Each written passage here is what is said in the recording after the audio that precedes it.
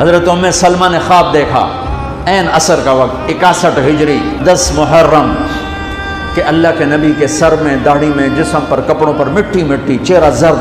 کہ یا رسول اللہ کیا ہوا؟ تو کہا حسین کو شہید ہوتے دیکھ کے آ رہا.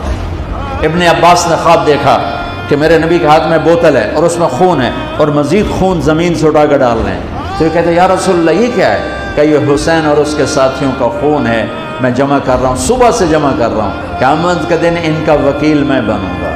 حسین شہید ہوئے شام میں، عراق میں. جس پتھر کو اٹھاتے اس کے نیچے خون ہوتا، مٹی خون بنی ہوئی. شام اور عراق کی زمین میں نوحہ اور مرثیہ اور رو کر دکھایا. طبرانی کی صحیح روایت بتا رہا ہوں، ضعیف نہیں ہے، صحیح روایت بتا رہا ہوں کہ پتھروں کے نیچے خون تھا.